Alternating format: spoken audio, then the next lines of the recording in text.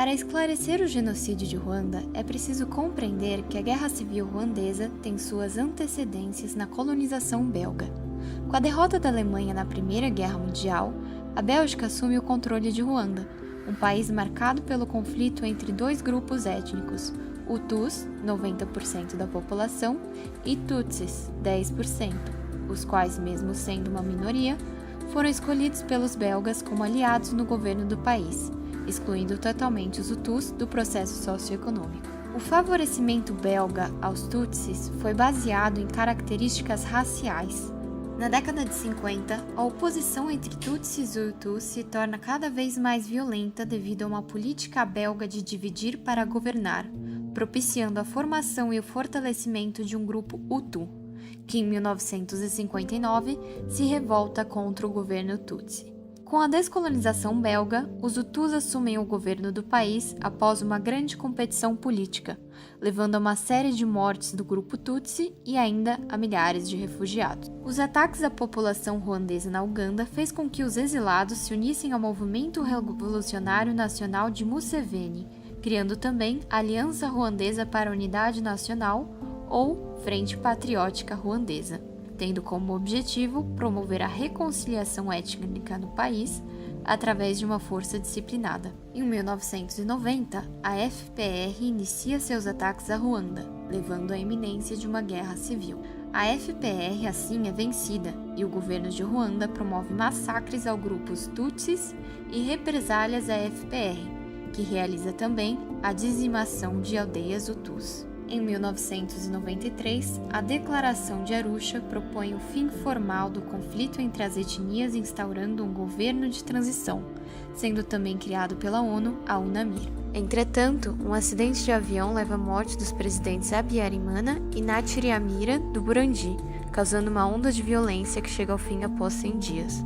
O governo, mesmo sendo desintegrado e com apoio de medidas do Conselho de Segurança, não consegue impor um fim ao genocídio, de modo que as matanças só cessaram quando os rebeldes Tutsis, a partir da fronteira de países vizinhos, controlaram e derrotaram os Hutus, o que pôs fim ao genocídio em julho de 1994. A Gacaxa foi recuperada no momento posterior à Guerra Civil, dada a inviabilidade do sistema jurídico formal e penitenciário de lidar com tantos casos de violência. Assim, o governo buscou alternativas nas instituições costumeiras como a Gacaxa, com base na qual foi realizado o processo de justiça de transição pós-genocídio. A Gacaxa funciona como uma corte tradicional, no qual a comunidade pode discutir questões de justiça mediadas por pessoas de integridade, que após o debate e aceitação pela comunidade, chegariam a uma solução para o problema com a reconciliação. Para além de impedir a impunidade, esse mecanismo age sobre a sociedade como um agente de cura, restaurando o tecido social e promovendo a coesão numa sociedade cindida. Primeiro, escolhia-se por votação pública quem presidiria as audiências, pessoa conhecida como Inyangamugayo, ou pessoa de integridade. Esta receberia um tratamento do Serviço Nacional das Cortes Gacaxa para realizar tais funções. Esse sistema foi implementado entre 2002 e 2012 e julgou quase 2 milhões de casos, contando com auxílio financeiro de diversos países e organizações internacionais. O tema representa uma discussão constante que se estrutura sobre a democracia, Estado de Direito e direitos humanos. A justiça transicional, portanto, propõe alterações ou até rupturas da lógica de Estado moldada pelas circunstâncias impostas por momentos de conflito, como o desrespeito aos direitos humanos, a fragilidade das instituições e a violação de garantias processuais e penais. Tais mudanças relacionam-se com os diversos eixos que estruturam a sociedade, que são representados pelas dimensões da justiça de transição como dimensão da verdade e da memória, dimensão da reparação, da reforma das instituições e dimensão da justiça. A ênfase do processo não recai apenas sobre o passado, mas também numa perspectiva de futuro, pois, para confrontar as atrocidades em massa de maneira eficaz, é necessário, por vezes, mudar radicalmente e, em alguns aspectos, dissolver as instituições responsáveis pelas violações dos direitos humanos. Entre as reformas fundamentais e medidas legais que se incentivam na concretização da justiça de transição,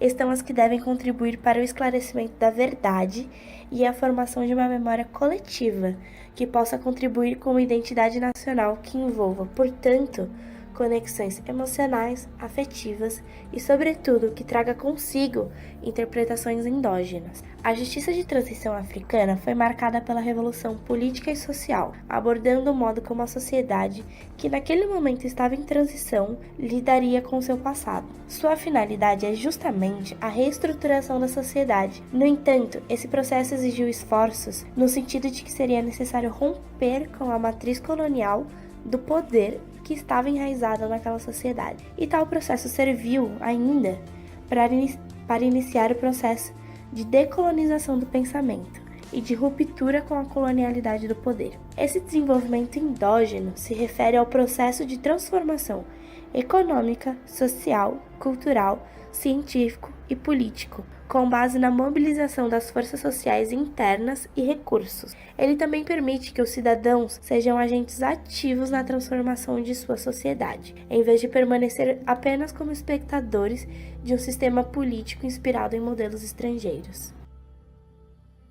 De acordo com alguns autores, esse mecanismo local de resolução de conflito foi uma escolha óbvia a ser feita, no momento em que havia um processo de descentralização política em curso. Isso pode indicar que o maior benefício da aplicação do sistema Gachacha, para além dos aspectos de seu funcionamento, se encontra justamente no momento histórico em que o país se encontrava. Esse cenário era de pós-genocídio, de instabilidade política, fragilidade do sistema judicial ruandês, cujas estruturas haviam sido destruídas, e também de dificuldades processuais e administrativas do Tribunal Penal Internacional para Ruanda, o que impossibilitou uma ação eficaz para a solução dos conflitos que se seguiram. O destaque dos tribunais de Gachacha foi justamente devido ao protagonismo dos próprios membros da sociedade do país na reconciliação das etnias envolvidas no conflito. A justiça de transição possibilitou a superação de um sentimento de revanchismo que possivelmente poderia se instaurar,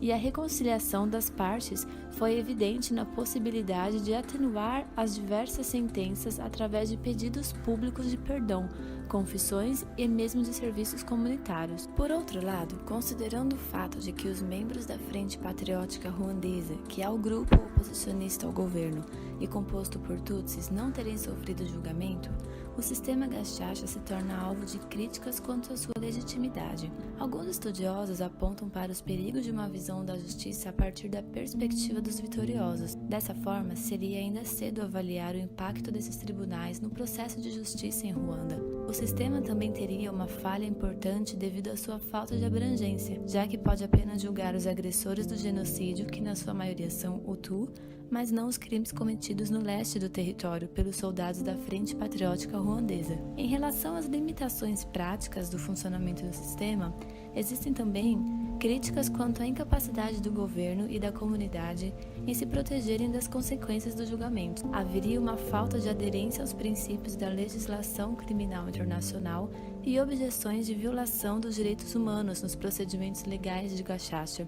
Há indicações de organizações de direitos humanos que apontam para a falta de treinamento dos juízes e inconsistência nos processos, uma vez que barganhas estariam envolvidas nos julgamentos. Uma das preocupações no quesito dos direitos humanos seria em relação à falta de serviços disponíveis para atender questões psicológicas dos sobreviventes e mesmo das testemunhas. No entanto, muitas dessas críticas são identificadas fora da apropriação cultural dos tribunais de Gachacha e, portanto, haveria uma incoerência em julgar esse sistema de acordo com a jurisdição criminal internacional ou qualquer padrão ocidental. Desse ponto de vista, seriam justamente esses princípios que colocam Gachacha fora dos padrões internacionais de justiça criminal que torna possível fazer a justiça e reconciliação em Ruanda.